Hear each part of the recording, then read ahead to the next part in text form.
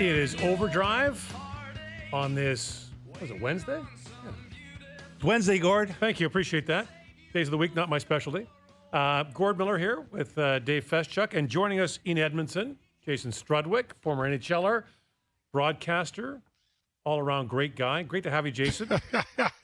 I'm excited, Gord. Guys, this will be fun. Let's do this. You know, it's amazing, Jason. I was thinking about it. One of my first gigs as a play-by-play guy, some 30-plus years ago, was a game you played for the Kamloops Blazers. Oh, wow. In the Memorial Cup in Kamloops. Oh, geez, that's a long time ago. Yeah, it's actually been back since then. They had the 2 years ago the Memorial Cup was there. Who would have thought that towering young defenseman, that strapping young lad, would someday be joining us here? But it's great to have you, buddy. And there's lots to talk about. We got a great show coming up. I'm Gord Miller sitting in for Brian Hayes off for the next couple of days. There is my pal Dave Feschuk.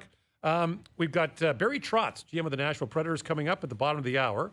Lots to talk about with him, trading Yaroslav Askarov. And there's kind of a running theme that we'll talk about today. And you know, Jason, you saw it in Edmonton with the offer sheets that were signed by Broberg and Holloway. We're seeing it in Toronto with the Nick Robertson situation. And Barry Trotz had this in Nashville, Yaroslav Askarov, the goaltender, who was also a restricted free agent, but also wanted to play somewhere else. He wanted an opportunity to play somewhere else.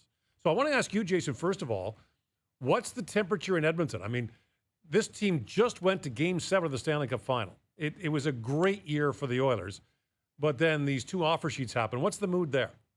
Well, it's been a really high event 60 days for a team that went to the Stanley Cup Final. It was 2 shots away from winning it. You think about, the trades that they happened at the draft. Then you got unrestricted free agency and the days that they had with that, with Jeff Jackson, didn't have a GM. Then you bring in a new GM. Everyone's excited, or maybe some people had some reservations about that decision with Stan Bowman. He's here. Then the first thing he has to deal with is offer sheets, 2 of them, to 2 fast, young, skilled players, and they ultimately don't match them. And then on top of that, they got Leon Draisaitl contract that is, he's eligible to sign at any time. So there's a lot on the plate. So I think, honestly, I was talking to some friends today, and it feels like fans just need to take a deep breath for the Oilers. There's been a lot to take in, a lot to digest, and still a lot of work to do. You got to sign Leon, or you hope to sign before the season starts. Then you look at some of these other, do you need a defenseman? And Stan Bowman's got to get to know the organization, young players, and try to rebuild some talent in this group that isn't currently on the NHL team. So I really feel the fans are not overwhelmed, but it's been a lot the last 60, 70 days. And, it's interesting because when you talk to players that have lost Game 7 of the final, and it is a heartbreaking, difficult thing to happen to you, because it's like getting to almost the summit of Mount Everest. Yeah. It's like getting, 50 meters short and then not getting there, and then knowing how hard it is to get back there. I mean, that's the thing, right? Isn't it, Jason? I mean, it's so hard to get there, and now you realize how hard it is to get back. Well, listen. I only won a couple times in junior, and I never lost in a championship, and again, I never made to another championship after that. So I'm not being cocky. I'm just saying I don't know what the other side feels like, but I would imagine going that far, putting that much energy into something, and your soul and your heart, your body, and then you see another team celebrate, not only that night on the ice, but I mean, how many times do you have to see Kachuk run into the water in Florida and surf in that? Then they're eating, Luongo's eating, what is it? Some kind of linguine out of it. Yeah, Italian dish out of there. Obviously, he's not counting calories anymore. So, I mean, there's a lot going on with that. And then to top it off, you now have to get going again. You got to start, heal your body, start getting ready because you want to do it again, just like Florida did. But it probably feel like a huge, long road. They would start, I'm guessing, when the players start filtering back into whatever community they are in. But now, the Oilers, in this case, Edmonton. Well, what's funny about that is once the NHL kind of formalized your day with the cup, once that started where every player got the cup for a day, the captain gets it for 2, the manager, the coaches, they all get the cup for a day. You're bombarded with all these images all summer, every day. Here's Ryan Lomborg with the cup. Here's here's Sam Reinhart eating Captain Crunch out of the cup. Here's it never stops. Dave, you wrote today in the Toronto Star about the Nick Robertson situation. Yes, he's a restricted free agent. The amazing thing about Robertson is, if you look at goals per 60 5-on-5 for the Leafs. Only Auston Matthews scored more goals per 60 minutes at 5-on-5 than Nick Robertson did. He didn't play a ton. He scored 13 goals 5-on-5. That's 16th best in the NHL among players who played at least 300 minutes. Yeah. But of course, he spent time in the minors last year because his contract allowed him to. He didn't need waivers. Right. But he was somewhat vocal. Yeah, he was. I mean, I was there in the locker room. It was the day of the team picture in March, I believe, and he made a bit of a joke saying, like, yeah, I didn't know if I was going to be in it, the team picture, because he hadn't been with the team and he got called up that day. But he was very vocal about the fact that, look, I didn't find it disrespectful. What Nick Robertson said to me and a couple other reporters was essentially, I'm not happy.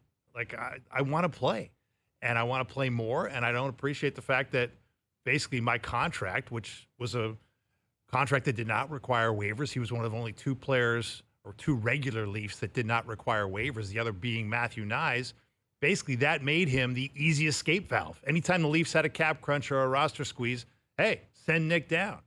You know, it can be Nick. And to your point, and I think, you know, if you were advocating for Nick Robertson, you would say, what has this guy done other than whenever he gets on the ice, he scores a goal? And Jason, I would say, how tough is it when you only get short bursts? You're getting 10, 11 minutes a night. When you get that little playing time, I think it's a pretty amazing skill to be able to go out there and produce. I don't know how you feel about it.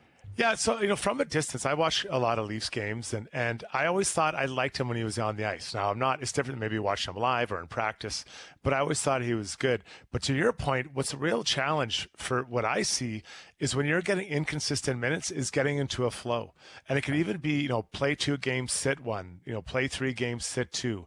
You never really get that rhythm of, you know, morning skates, naps, eating, game, then kind of just continue it on. And that flow does make a difference. And then, you know, kind of, you know, just more consistent line mates, and confidence, knowing that, you know, if you don't score or if you maybe make a mistake, you're still getting out there, and it's just hard to get into the rhythm. So I understand what he's looking for. I don't know how this seems to resolve, because from out here, it looks to me, Feschuk, like neither side is really going to give in. So, like, I think it'd be a poor decision, or not a poor decision.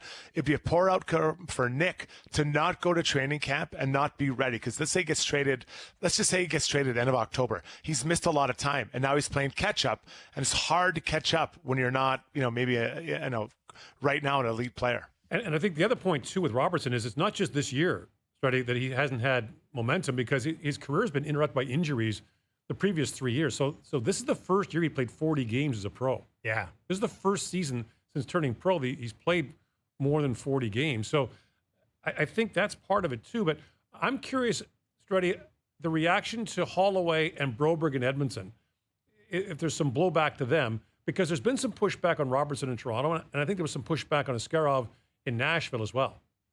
I think a little bit of frustration from the fan base towards the management that this happened. But you have to understand, from an Oilers management perspective, they were trying to squeeze younger players to take contracts that work for their, not for the players, but for the team. And that is one of the few times that teams truly have the ability to squeeze players. The Oilers added Jeff Skinner. There's no doubt he upgrades their top 6. They brought in Robertson. No doubt he upgrades their top 6 as well. So they've still got Kane here. So now these guys, they were fast, young, up-and-coming players. Like, up to this point, they haven't done a lot to contribute to the Oilers. Well, that was opportunity. And in the case of these guys, they dealt with a few injuries as well. But moving forward, they were going to be a big piece. The challenge, Gord and Feschuk, that comes to is that when you're young and cheap, you're very appealing. When you're young and expensive, that their appeal isn't there anymore. You know, if you're on a $1.5 million deal for Broberg, now you're at $4.6 million. It's not the same, because now you're just expensive, right? You're not cheap and exciting. And I think that is where I think sometimes players make the mistake.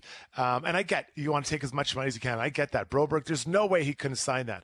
In the case of Dylan Holloway, would you rather have potentially McDavid, Draisaitl, or Henrique pass into you? And again, this is no disrespect to the St. Louis centers. They're not the same level. So what does his contract look like? Like, if he scores let's say he scored 20, 25 goals the next 2 years in Edmonton compared to maybe 10 to 15 in Edmonton. What does that next contract look like? I think that's where at times, these, not just many offer sheets, but looking for a higher deal somewhere else isn't always in the best interest of the player long term. Well, and that's the point you want to make here. Like, Nick Robertson is well within his rights to want to be moved, to want to play elsewhere, to look for a better opportunity.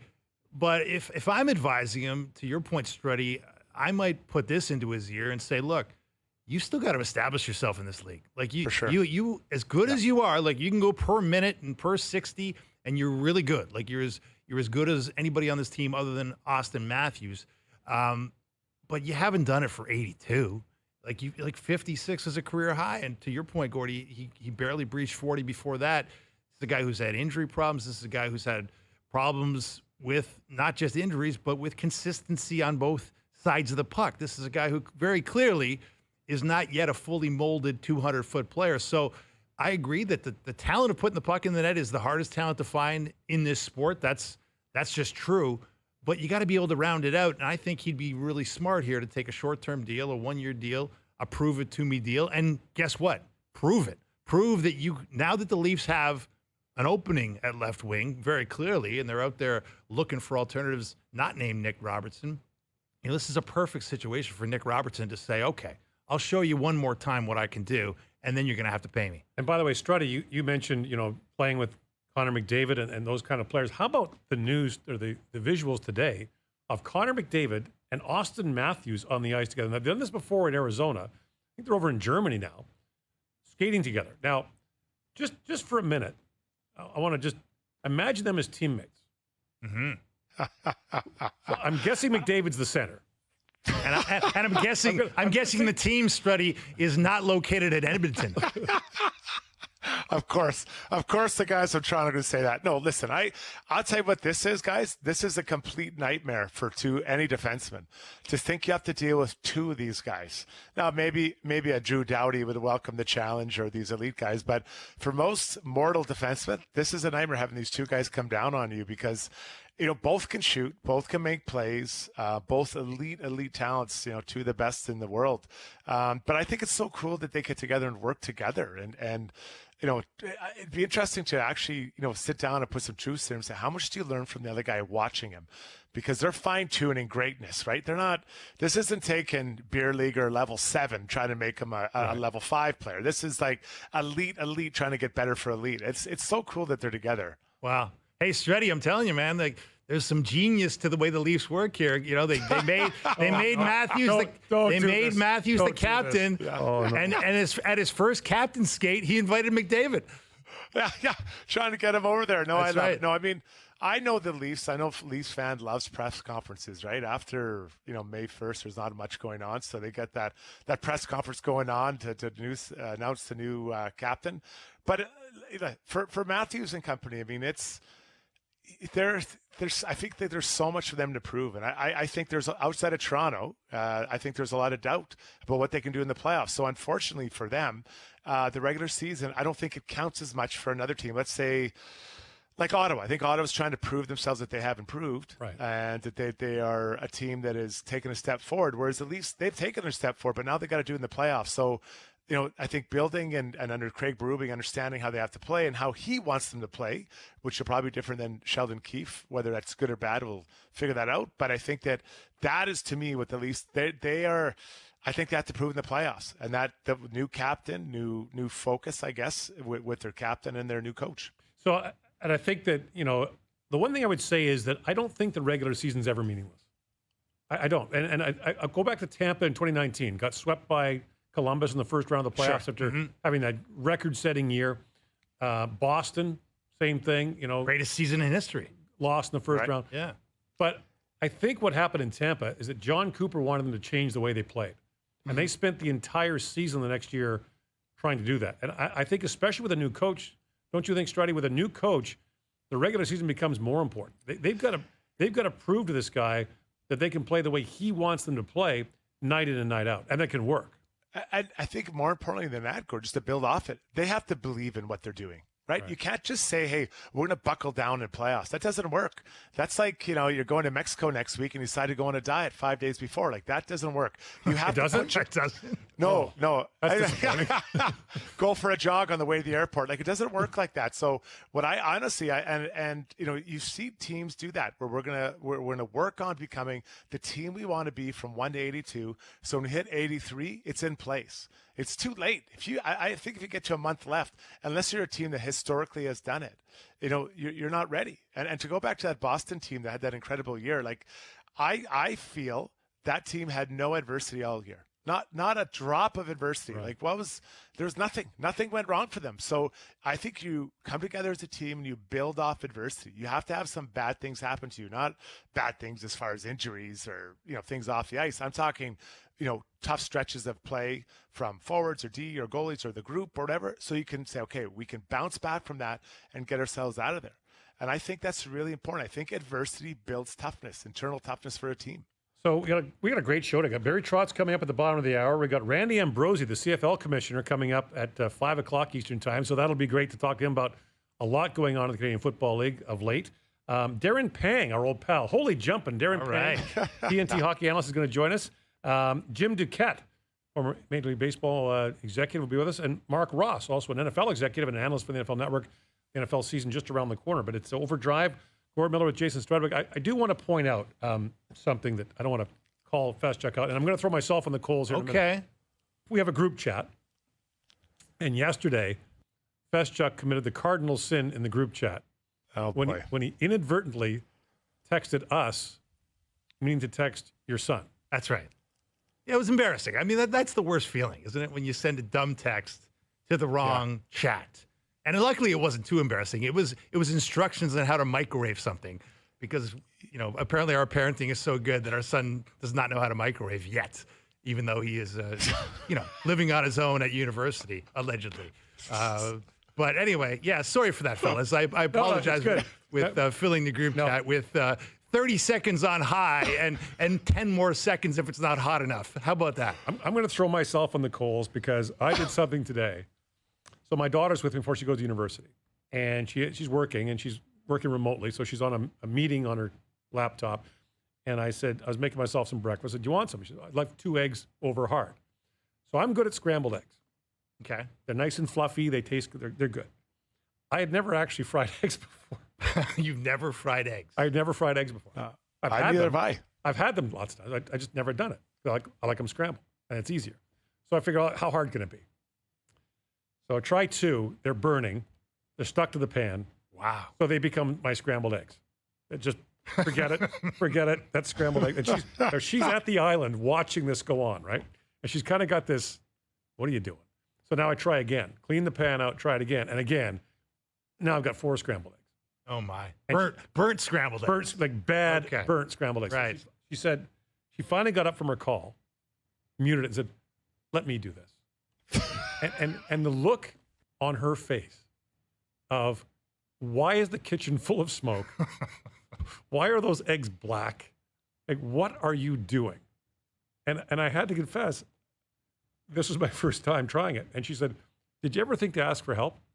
You should have texted the group chat. We could have helped. I could have texted the group chat. I could have asked your son. Yeah. Can you make fried eggs in the microwave? Actually, I think you can you? I think you probably can. You could probably do anything in a microwave. That's the amazing thing about microwave. So you had your parenting moment yesterday. Struddy, have you any parenting moments you'd like to pass along that is daily I make mistakes. It's not even, I don't know. Let's talk about things I've done right. I got him to school on time today. There you go. Has school started there already? Yeah. My one son started Tuesday. Yesterday. The other 2 don't start till next week. I'm from Alberta. I went to elementary school in Edmonton. Like, wait, what? Before Labor Day. What? Yeah. Seems wrong. When did that start? I don't like that. Yeah, I can't believe it, but here we are. He started yesterday. When did they get out? No, that's what I said. They got out earlier. I don't think they are. I think they get more days off. I think they get more, which is great. Just more complicated trying to figure out where to put them and stuff. And it's unbelievable. I love that. Other news today that we can talk about. How about Scottie Scheffler? Okay, Olympic gold medalist, playing in the Tour Championship this weekend. #1 golfer in the world. He was asked about what he does when he plays golf at home with his buddies who are not professional golfers. Is there anything interesting that you do to make it equitable with your friends when you play with them, whether it might be having to play your worst ball or something? No, most of it's just strokes. Yeah. Just like the handicap system. I think that's one of the great parts about our game is, I can go out there with whoever it is and we can come up with some sort of a fair match just based on the handicap system. So what are you giving typically? Depends on the game, but at home I'm typically playing to a +7. I used to be a +5. They moved me to a +7. And so now we got guys in the group that are getting like 2 strokes a hole, and I typically still will win more often than not, I feel like, but it's just fun. Like, it's just entertaining. You don't know, like, if you're going out there with a 12, 13 handicap, you don't know what the heck's going to happen. And for playing Wolf, there's a lot of volatility there, and it's fun. So you might even be playing with guys who are not even single-digit handicap guys, or? Yeah. If I'm at home, pretty much either Friday or Saturday, I'm playing with somebody I'm giving him 20 strokes. I think we're up to 20 strokes now. We'll go to Sean. And he takes them all. Absolutely. If you're playing with Scottie Scheffler, 20 strokes. So if you're a 13 handicap, you're getting 20 shots. It's not nearly enough. So on the 1 and 2 handicap holes, you're getting 2 shots. That ain't nearly enough. That's crazy. No, This guy goes out and shoots 65, and he's had a bad day. I mean, let's be honest. Now, I guess the question would be, which tees you're playing from? Right. Like you're playing from the tips? That's good. Good point. Not the family tees, that's for sure. Well, even if he's playing from the tips and you're playing from the whites or the forwards, whatever you want to call them, I mean, it's still not a fair match. No wonder he wins all the time. I mean, this +7 number is He just said he wins preposterous. more often than not. How did it come home, though, and say, yeah, I beat Scottie Scheffler today? Well, that'd be nice. It doesn't happen.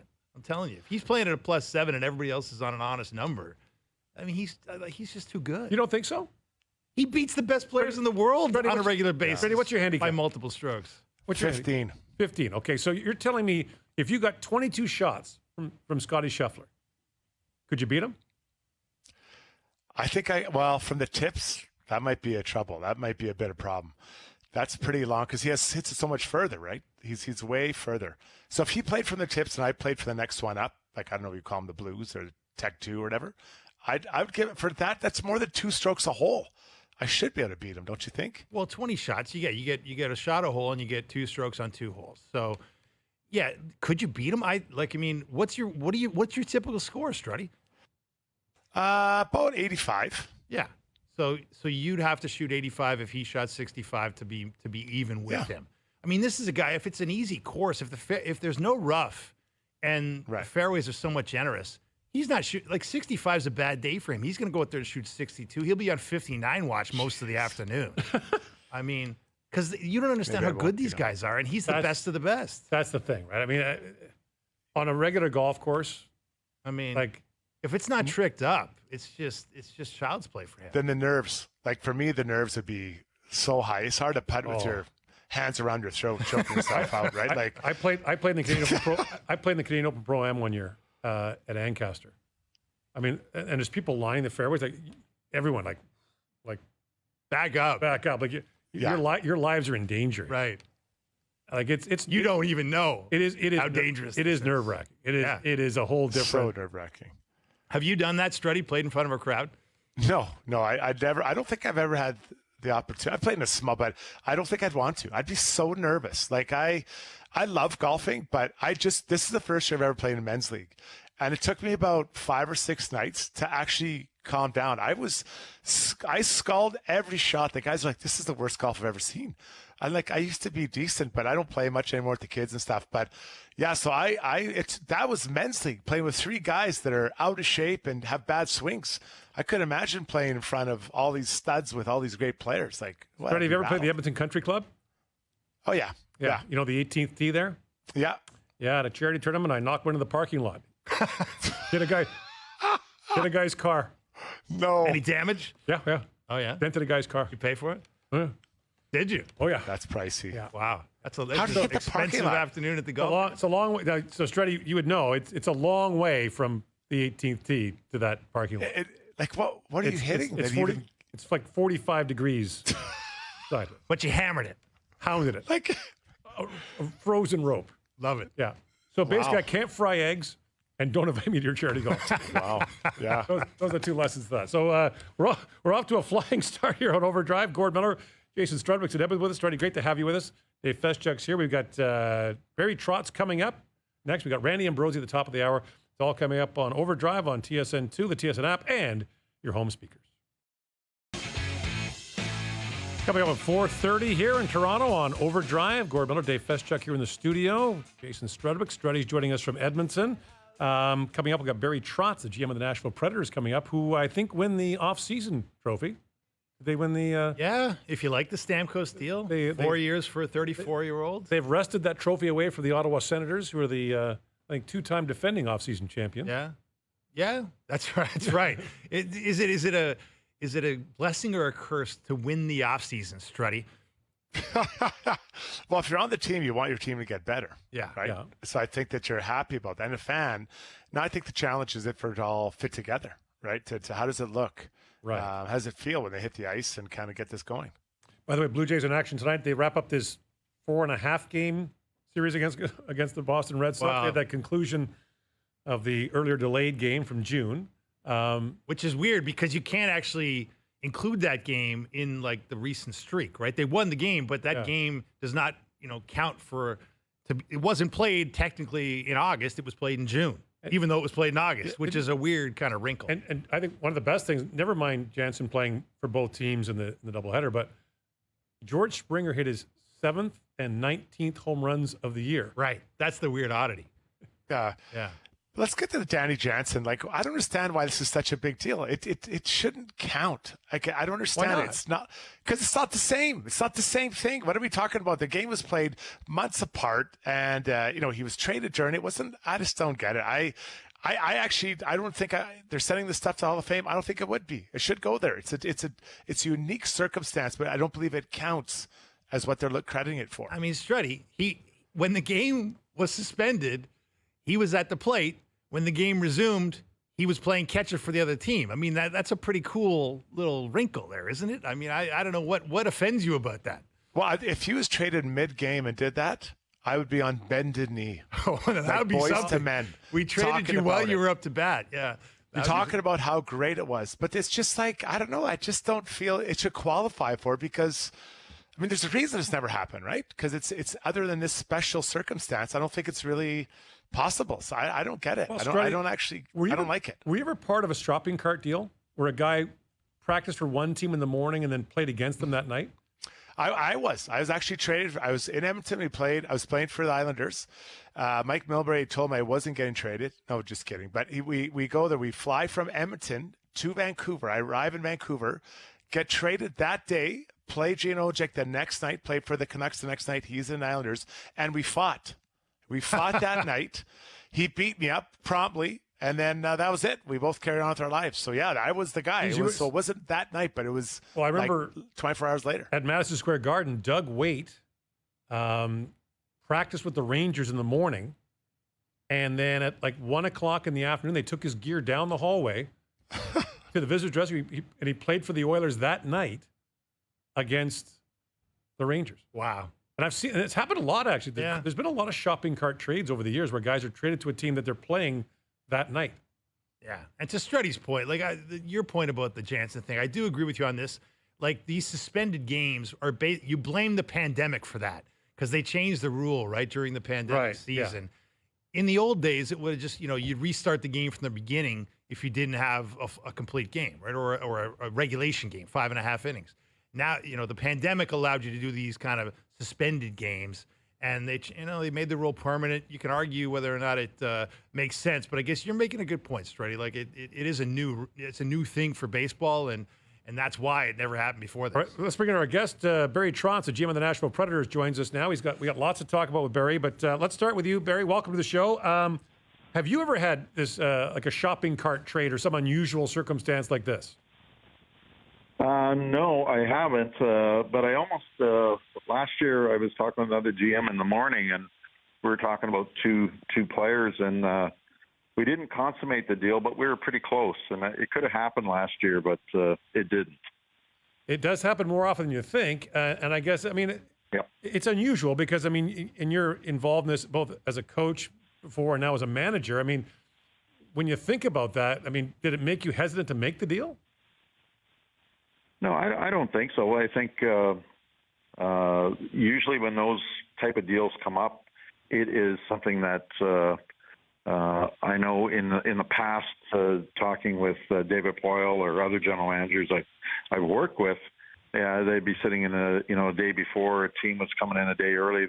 They'd practice in your rink, and the GM was there, and David would walk down and talk to the other general manager, and I might see the other team pop out and practice and say hi to the coach, and then David would walk into my office, maybe an hour later and go, hey, I was just talking to the ex-general manager, and we might thinking about this. What do you think of this player? Because we might make a deal here. And I know those came up a few times. I don't think there's any hesitation. I think it's just finding the right fit with the teams. A lot of times those deals don't get done, but I have seen them, and they are a little bit funny. I know the players have a good time with it when a teammate gets moved quickly in the warm up and stuff like that. They have a good time with it. Oh, then they want to see the guy put money on the board, playing your old team right away. You got to get some cash up there. Exactly. Hey, you got it. Sprinkle that infield guy coming in there. Now that you've had a second to take a deep breath, you had a really busy off season. It's clear that you wanted to upgrade your offense, your skating, your scoring. And with Marchessault and Stamkos, I think you've done that. So, do you talk with your coach to kind of say, okay, how do these fit together? Are you satisfied with what's happened, and you and your coach to kind of come together on this? Yeah, no, absolutely. I think it's important that I've kept in. You got to have a relationship with the coach where you're bringing in players, how they fit. As a coach, when someone will say, "Hey, I'm bringing in Steven Stamkos," you're excited, but you're also start thinking, okay, how does he fit dynamically with your whole group? How does he fit in the lineup?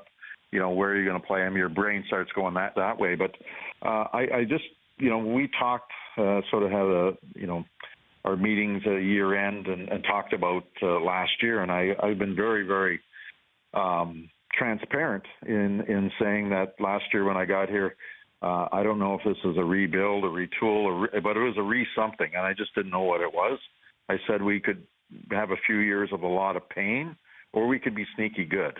And, I prepared at the trading deadline. Looked like we weren't going to be a playoff team, and I was preparing, making my calls, doing all that to be a seller, and I end up being a little bit of a buyer because I promised the players if we get in, I will help out and try to make us a little bit better. So I think we did that. But what I also realized that we were a little bit better than maybe I even thought we were. And we've got a really good culture. We played Vancouver. We could have beat Vancouver. Vancouver could have beat Edmonton. Edmonton goes on and plays in the finals. So, but we lost in all honesty, in my view, and in the coach's views. We didn't lose to the Vancouver Canucks 5-on-5. We really felt that they got us with, they were more skilled. They got us one game, especially on the power play. And then one game where they got us on 6-on-5. We scored 2 goals late in the game and then won in overtime. So we had to add a little bit more skill, a little bit more of that pop when you need it, to win hockey games, especially in the playoffs. And I've been very conscious of trying to get serial winners, cultural pieces, because we do have a good prospect pool coming, and it's fairly deep. But they're going to need a little time, and I'm hoping to sort of thread the needle a little bit with getting a really good top 9 and having a good identity line. And we've got good goaltending. We've got a superstar defenseman in Roman Josi, and we had a legitimate 40 to 50 goal scorer in Philip Broberg. So I wanted in their window. Our window's short because we're a little bit older, but all these top players take care of themselves. They transition so well. They've got some years left in them. So we're going to try to thread the needle a little bit here with what we have coming. And so I was pretty active at the trade deadline this year.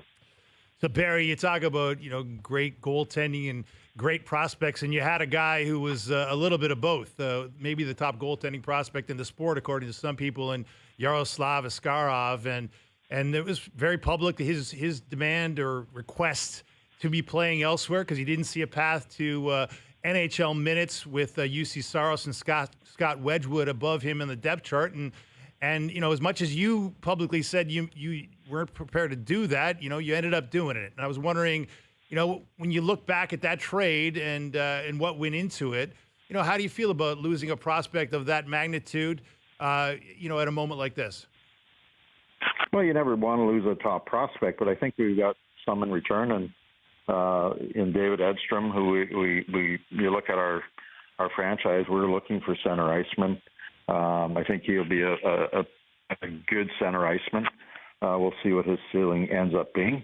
With Yaro, I understood fully. The young guys don't have the patience I think that they used to have back in a day, and I totally understand that.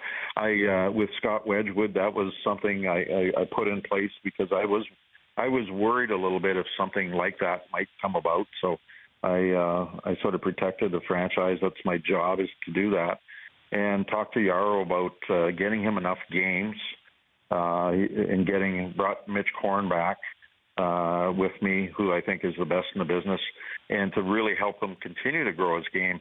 I think with all young players, and you see it now, they have more power than they ever had before. They're more bold. But I could say to all the young players that have sort of spoken out, even this summer, that they're not going to play for certain franchises, or the situation wasn't right for them. Whatever they're saying, they're all saying they're ready for the National Hockey League. And I can say this to, I can go down to our group in Milwaukee and ask the 20 players down there, who's ready for the National Hockey League. I'm going to get 20 hands going straight up, going, I'm ready. But you can tell me you're ready till you're blue in the face, but your play and your consistency and your preparation and all those things that make you a really good pro have to be there, and that's performance-based. And so if it's consistently there for a long, long time and you're prepared physically and mentally, then you're ready for the National Hockey League, and nothing but your play will dictate that. Yaro, I had no problem him being the backup goaltender this year for the Nashville Predators. And with Yaro, I just want to make sure he had enough games and he had enough support in growing his game to the next level so he can be that consistent star goaltender that I think he can be. And but I understand the situation, so it didn't go down the way he probably wanted to, because when it's public, I think that the team is always in a they're smart general managers. They're not going to they're not going to give you full price sometimes, if you will, because you're working from a little bit of a disadvantage.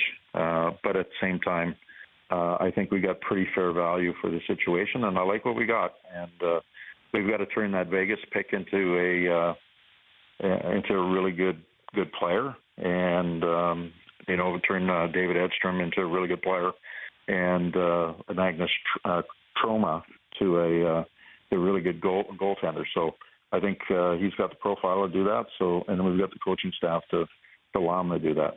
Talk with Nashville General Manager Barry Trotz. Barry, you mentioned the players are less patient than they were.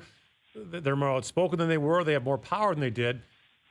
At what point do you have to decide whether it's worth it to push back and say to the player, sorry, we make the decisions here, not you, but also understanding that an unhappy player is no good for anyone? Well, I think the situations around the players too. I mean, there's more options here for some of the. You look at the players in the CHL have probably a few less options than a player in college or in Europe, because they've got they go back to the KHL. The college players have a window where they don't want to go there. They just wait you out, and then they don't sign, and they sign with somewhere else. And you've seen that last couple of years with a few players. So, every situation's different, and you just have to understand the player, where the agent's coming from, and what you believe in. I know if we would have held line or whatever, we'd be fine for a little bit, but it'd be a lot of drama, a lot of all that, and that's sort of part of my job. But at the same time, I think we felt the timing was right to do what we did. Well, Barry, you know what? Lots of excitement around your team, which is great, and we look forward to seeing how it turns out on the ice. Thanks for talking to us. Yeah, anytime. Like I said, I keep you guys busy this summer. It's fantasy hockey until we become a good team on the ice. So you guys always do a great job. So we got to become a really good team on the ice with our addition. So thanks, Barry. You guys take care. All right, there's Barry Trotz, the GM of the Nashville Predators, who have never had a 50-goal scorer or a 100-point player. Wow. They have looked since the franchise. I mean, I remember talking to Barry in the hallway in Nashville, and there was a picture of the first-year Predators on the wall. And Barry looked at the team picture and said, how did we ever win a game? It's funny because this summer felt very unlike Nashville. Yeah, it did. The way they've done things, right? And that's meant, because they've always been like, we work hard, we're a team, we play hard, and all that kind of stuff. I mean, who are the biggest stars they've had? Well, they traded for Paul Correa, they traded for Peter Forsberg. Yeah. They did make not those at the top swings, of their powers, but not at the top of their game. They got them kind of on the downside. Blake Wan. They've been looking. Weber. They've been looking. I mean, they had stars in terms of Shea Weber, Ryan Suter, good D, and then great goalies. Right, yeah. But he also talked about culture, and a lot of what's happened in Nashville is a lot about who's gone out. Right, like they moved guys out. And he's talked a lot about trying to improve the culture in that room. And it is a destination place, though.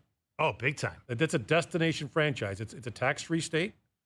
Tennessee is a popular, look who lives there now. I mean, Brett Hull lives in Tennessee now. Ryan Getzlaf just moved there. Ryan Smith, the old Oiler, is there. Yeah. Everyone's moving to Nashville. Taylor Swift got a place there among many other places. There you go. go. Won't be long for you, Struddy. Pretty soon. Yeah, I've got to get my music career going, right? It's a second hobby. We will not hear that on this program, will we? Well, it takes a long time to warm up the organ, buddy. I can't just sing on command. I'm not Pavarotti here. Well, I take those. You're on tomorrow too, babe. We got lots of time. And lots coming up on OverDrive. We still got Randy Ambrosi, the CFL commissioner, coming up at 5 o'clock for a lively discussion there for sure. Darren Pang, always lively, joins us at 5:30. Jim Duquette, former Major League Baseball general manager, joins us. And Mark Ross from the NFL Network. We'll talk about the upcoming NFL season. That's all coming up on OverDrive on TSN2, the TSN app, and your home speakers. Yesterday was an Oasis Fest. Today, a little Rolling Stones. This Wednesday afternoon, Gord Miller, Jason Strudwick's in Edmonton, Dave Feschuk here in the studio. We were just talking with Barry Trotz, the Nashville GM, about players being more empowered and having more of a voice and being willing to use it. Rutger McGroarty was a draft pick of the Winnipeg Jets who made it clear to them that he did not want to play in Winnipeg or Manitoba. And so he was traded this week to Pittsburgh. And he had these comments to make today about making the move. My agents talked to them, and then I talked to them. And I wanted to be upfront and honest with them and just tell them that I wasn't going to be signing with them. And I got nothing but respect for those guys. They handled it with a lot of class. And I wish them nothing but the best. But as I said, I'm fired up to get started here now. So, Jason, you're an old school guy. You've been around the block a time or two. What do you think about young players? Now, in McGroarty's case, a guy who's not yet played a game in the NHL, and he's not breaking any rules, right? He's not walking out of a contract. He's just saying, I'm not going to sign with you. How do you feel about it? I don't like this trend because that's a number of players we've seen this happen with, including Cutter Gauthier, earlier in the year, move away from Philadelphia. And my reason is I think it's a real honor to be drafted to an NHL team. I think there's something to be said about going to that team and trying to be the best version of yourself for them and then try to build that team up.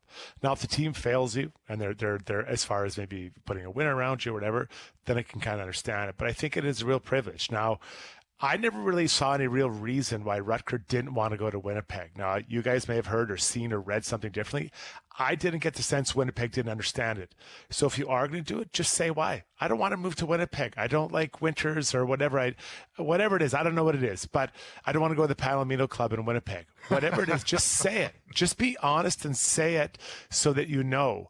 In the end, it probably is going to work out for both franchises, but I don't know. I don't like this trend. Feschuk. Well, Struddy, you can hate it, and we all, I think, hate it. You'd like to see a kid be more honored and more respectful to a franchise, but let's face it. I mean, if a kid doesn't want to be there, if I'm a GM, I don't want him there. I want to move him out. If you don't want to play for us, we don't want you playing. That's a slippery slope, us. though. That's a slippery slope because more guys you let out. Right? Now it becomes... Well, if it's let out, if you've got a franchise where guys want out, then you got a problem that probably goes beyond one guy. If guys want to get out, then you've got an internal problem. But if you've got a good franchise that treats players right and builds the kind of culture that Barry Trotz was just talking about, then I think guys are going to want to play there. And, if they don't want to play there, I don't think you want them on your team. Hold that thought. We're going to revisit this. We'll come back, but we're at the top of the hour. We're going to talk to Randy Ambrosie, the CFL commissioner, who's got lots on his plate these days. We'll talk about Chad Kelly's reinstatement with the Argos, what's going on in Montreal and elsewhere. That's all coming up on OverDrive on TSN2, the TSN app, and your home speakers.